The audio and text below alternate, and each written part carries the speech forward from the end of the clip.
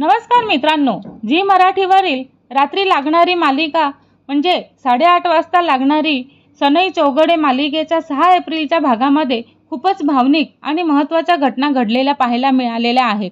ह्या भागाची सुरुवात होते ती शरू खूप रडत असते आणि तिच्या बहिणींना एक मोठं सत्य सांगत असते.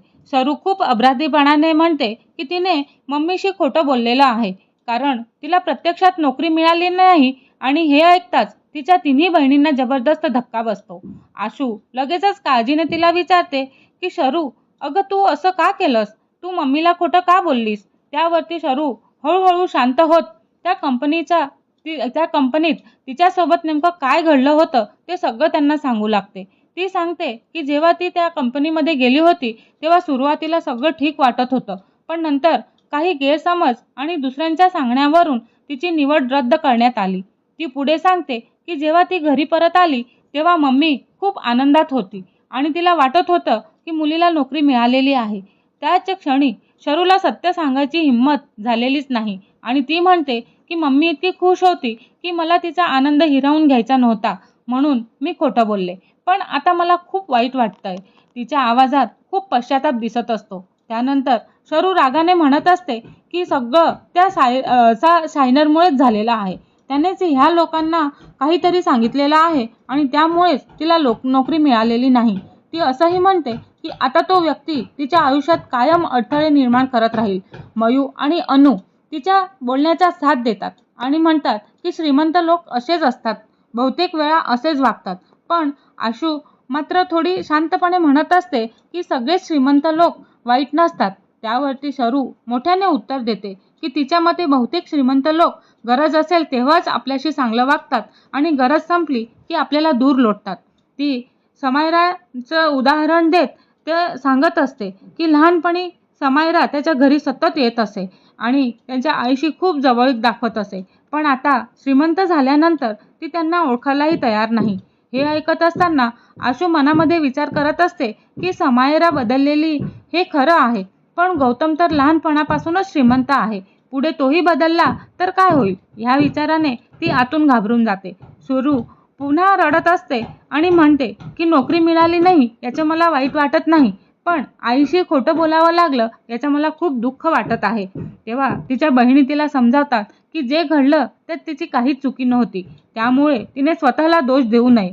तरीही शरू त्यांना झोपायला सांगते आणि स्वतः थोडा वेळ बाहेर बसायला जाते कारण तिला एकटं बसून मन शांत करायचं असतं. ती घराच्या बाहेर पायरीवरती बसून विचार करत असते. तेवढ्यातच तिची आई पमा तिथे येते आणि तिला विचारते की ती बाहेर का बसलेली आहे. तेव्हा शरू काहीतरी कारण सांगून विषय टाळण्याचा प्रयत्न करते. त्यानंतर पमा मुद्दामच दुसऱ्या विषयावरती बोलायला सुरुवात करते आणि उद्याच्या कामाबद्दल विचारते. ती असंही विचारते की जर एखाद्याने त्यांच्या साध्या डब्याबद्दल तक्रार केली तर काय उत्तर द्यायचं. शरू म्हणते की तिला त्याबद्दल काहीच कळत नाही. तेव्हा पमा शांतपणे सांगते की जर कोणाला आपलं काम आवडलं नाही तर आपण त्याच्या मागे लागायचं नाही, आपण आपला स्वाभिमान जपायचा असं करायचं. आणि हे सगळं बोलताना शरू अजूनही समजत नसते की आई अचानक असं का बोलत आहे. शेवटी पमा तिला सांगत असते की सगळं सत्य माहिती आहे कारण तिने शरू आणि तिच्या बहिणींचं बोलणं ऐकलेलं आहे. हे ऐकताच शरूच्या डोळ्यामध्ये पुन्हा अश्रू येतात आणि पमा तिच्या मुलीला जवळ घेते आणि समजावते की परिस्थिती कितीही कठीण असली ना तरीही स्वतःचं मान आणि स्वाभिमान सर्वात महत्त्वाचा असतो. ती म्हणते की जिथे आपल्याला आदर मिळत नाही तिथे काम करण्याची गरज नसते. ती शरूला धीर देते आणि सांगते की तिला ह्यापेक्षा चांगली नोकरी नक्कीच मिळेल आणि ती पुढे असंही सांगते की यापुढे मनातलं काहीही लपवू नये आणि आईशी प्रामाणिकपणे राहावं. शरू आईच्या मांडीवरती डोकं ठेवते आणि शांत होते. त्या दोघीही एकमेकांना वेगळीच भावनिक नातं आपल्याला दिसून येतात. थोड्या वेळाने शरू आईला झोपायला सांगते कारण दुसऱ्या दिवशी तिला लवकर उठून काम करायचं असतं. तेव्हा पमा हलक्या फुलक्या स्वरामध्ये सांगते की ती झोपणार आहे कारण तिला स्वप्नात मुलीला नवरीच्या रूपात पाहायचं आहे. हे ऐकून शरू हसते आणि वातावरण थोडं हलकं होतं. पुढच्या सकाळी दुसरं दृश्य दिसत असतं जिथे साक्षी आणि ओम जयला भेटायला गेलेले असतात आणि ओम त्याच्या नव्या व्यवसायाच्या कल्पनेबद्दल जयला सविस्तर सांगत असतो. जय त्यांना अनेक प्रश्न विचारतो आणि त्यांच्या उत्तराने तो प्रभावित होतो. त्यानंतर जय त्यांना विचारतो की त्यांनी ऑफिससाठी जागा शोधलेली आहे का. ते हो म्हणतात आणि तेव्हा जय स्वतःहून त्याच्या ऑफिसची जागा वापरण्याचा प्रस्ताव देतो.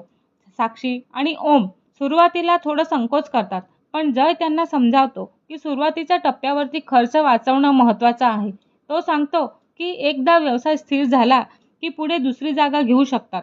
हे ऐकून साक्षी आणि ओम दोघेही खूप आनंदी होतात. मात्र ते जयला सांगतात की त्यांच्या व्यवसायात मुलींना कामावरती घ्यावं लागेल. जय यावरती एक अट ठेवतो की ऑफिसमध्ये शिस्त कायम ठेवली पाहिजे. ते दोघेही त्याला खात्री देतात की नियम पाळले जातील. तेव्हा नंतर साक्षी आणि ओम पमाच्या घरी जातात. त्यांना पाहून सगळ्या मुलींना खूप आनंद होतो. पमा देखील त्यांच्या प्रेमाने स्वागत करते आणि त्यामुळे त्याचा ताण पण कमी होतो. तेवढ्यातच समायरा तिथे येते आणि तिचं वागणं पाहून सगळेजण थोडे आश्चर्यचकित होतात. ती माफी मागते आणि आपली चूक मान्य केल्यासारखं दाखवते. पमा मोठ्या मनाने तिला माफ करते, पण समायरा मनात वेगळेच विचार करत असते आणि पुढे काहीतरी वेगळं करण्याचा विचार करत असते. त्यानंतर शरूचे बाबा घरी येतात आणि ते एक महत्त्वाची बातमी सांगतात की दुसऱ्या दिवशी आसूसाठी एक मुलगा पाहायला येणार आहे. हे ऐकून घरात आनंदाचं वातावरण तयार होतं, पण आशू थोडी घाबरलेली असते. समायरालाही थोडी भीती वाटत असते.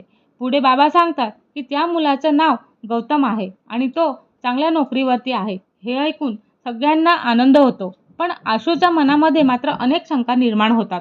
या दरम्यान समायरा मुद्दाम आशूला गोड देत असते आणि तिला छेडते आणि सांगते की हा मुलगा तिच्यासाठी योग्यच ठरेल.